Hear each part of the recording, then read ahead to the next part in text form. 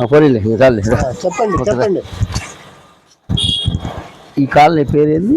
భావనపేట కదా, తోటవారిపాలెం. అందరికీ నమస్కారం. తోటవారిపాలెం భావనపేట కాలనీ మన చేనేత సోదర సోదరీమణులందరికీ నా యొక్క నమస్కారాలు. నా పేరు శ్రీ వెంకటేశ్వర్లు, జాతీయ చేనేత ఐక్య వేదికకి జాతీయ ఉపాధ్యక్షుడిని, బీసీ నవచైతన్య వేదిక వ్యవస్థాపక అధ్యక్షుడిని.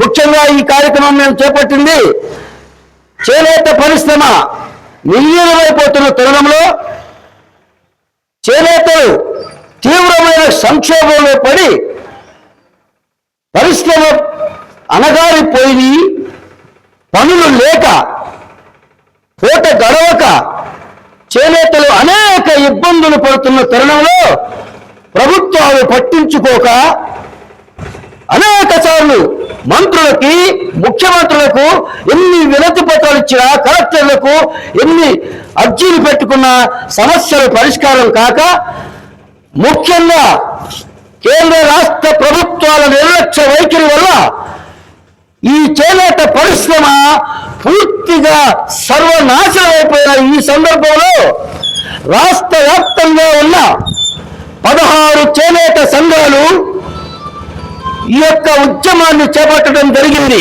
మిత్రులారా, ఈ భారతదేశంలో ఈ లక్షల కోట్ల బడ్జెట్ పెట్టే ఈ కేంద్ర ప్రభుత్వం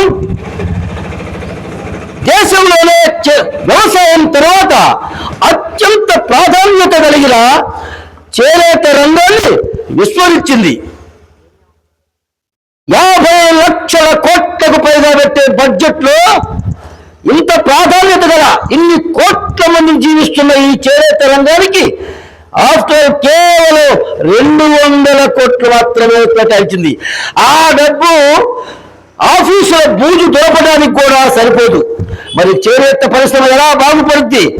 చేనేత పరిశ్రమ ఎలా నిలదొక్కుకోవాలి? పైగా కేంద్ర ప్రభుత్వం చేసిన అతి దుర్మార్గమైన చర్య చేనేత బట్ట మీద జిఎస్టీ వేయకూడదు. కానీ దానికి అడ్డంకి ఏంటంటే రాజ్యాంగంలో ఆర్టికల్ 43 ఏం చెప్తుందంటే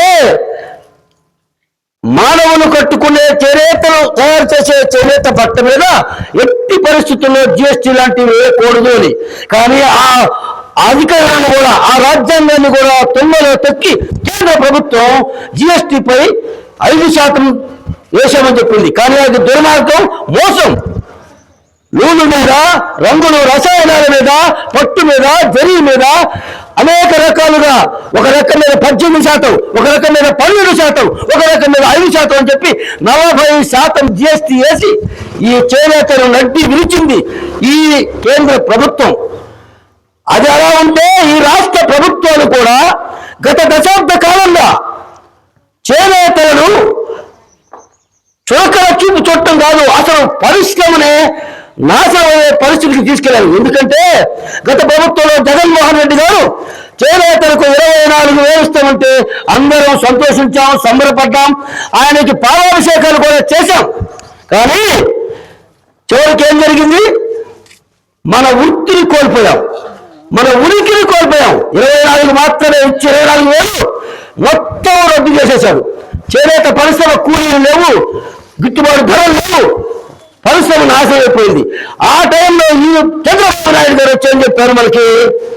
నేను జిఎస్టీ రద్దు చేస్తాను, చేనేతలకు 200 యూనిట్లు ఉచితంగా ఇస్తాము, అలాగే చేనేతలకు 25,000 రూపాయలు, అతను 24,000 ఇచ్చాడు, నేను 25,000 ఇస్తాను, అలాగే గతంలో రాయితీలు మొత్తం మీకు అందిస్తాను, పరిశ్రమను నేను గాలిలో పెడతాను, బ్రహ్మాండంగా చేనేతలు ఆదుకుంటానని చెప్తే నమ్మి ఓట్లేసి గెలిపిస్తే 2 సంవత్సరాలు కావస్తుంది ఈ ప్రభుత్వ అధికారంలోకి వచ్చి. చేనేతలకు ఒక్క పని అంటే ఒక్క పని కూడా చేయలేదు. అంటే అధికారంలోకి వచ్చిన ఏ పార్టీ కూడా ఇంతవరకు చేనేతలను ఆదుకున్న పాపాన పోలా. మరి చేనేతలు మనం ఏం చేయాలి? ఎవరికి చెప్పుకోవాలి? అందుకే రాష్ట్ర వ్యాప్తంగా ఉన్న చేనేత నాయకులంతా కలిసి ఈ ప్రభుత్వం మీద యుద్ధం ప్రకటించాం. చేనేతలంటే వాళ్ళు బయటికి రారు, ఉద్యమాలు చేయరు, ఏదన్నా కూడా వాళ్ళు సర్దుకుపోతారు, కాస్త కూస్తో మెతక వైఖరి, వాళ్ళు చాలా మంచివాళ్ళు అంటూనే మంచివాళ్ళు అంటూ మన కడుపులో కత్తితో పొడిచినంత పనిచేశారు.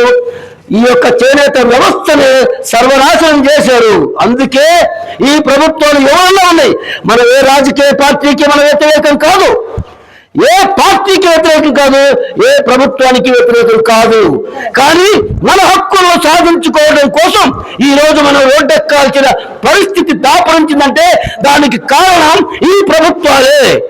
అందుకే మిత్రులారా, 22వ తారీఖు వచ్చే ఆదివారం మంగళగిరిలో చేనేత సర్కిల్ అనేది ఒక ఊరి చివరిలో ఉంటుంది. అక్కడే వేలాది మందితో మనం ధర్నా చేయాలని నిర్ణయించాం. గ్రామాలకు ఇలాగే గ్రామ సభలు, ప్రతి బజార్లో తిరిగి కూడా మనం చేనేతలు చైతన్యం చేస్తూ వస్తున్నాం. రాష్ట్ర వ్యాప్తంగా మేము ఒకటే మనం చేస్తున్నాం, ఒక్కరోజు మనది కాదు అనుకోండి, ఆ ఒక్కరోజు చేనేత జాతి కోసం, ఈ చేనేత ఉనికి కోసం, ఈ చేనేత వృత్తిని కాపాడుకోవడం కోసం ఒక్కరోజు మీరు చేనేత కోసం ధర్నాలో పాల్గొనడానికి సిద్ధం కండి. బస్సులు ఏర్పాటు చేస్తున్నాం. ఇక్కడి నుంచి చీరాల నుంచి మినిమంగా దాదాపు ఇప్పటికే ఒక 5 బస్సులు 6 బస్సులు వస్తున్నాయి. ప్రతి కాలనీలో ఒక బస్సు పెడతాం.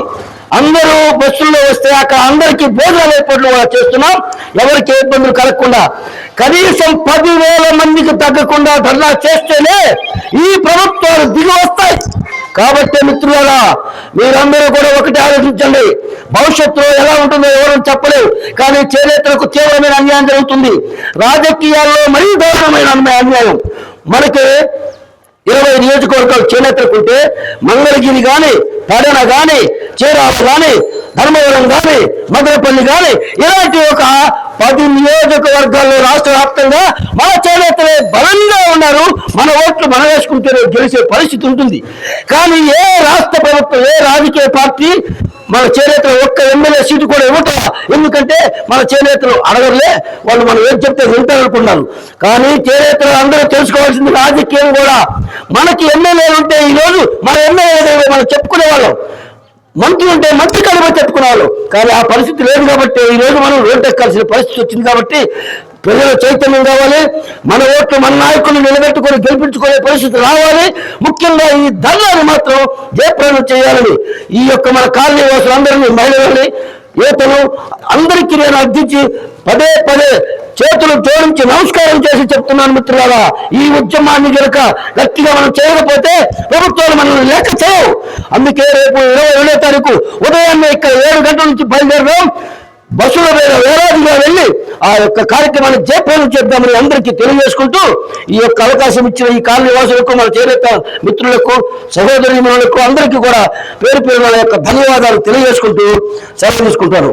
జై హింద్, జై చేనేత, వద్దుల్లాలి చేనేతల ఐక్యత, వద్దుల్లాలి చేనేతల ఐక్యత. జోహార్ ప్రగడ కోటయ్య, జోహార్ కొండ రామయ్య, జోహార్ కొండ లక్ష్మణ బాపూజీ. జై హింద్.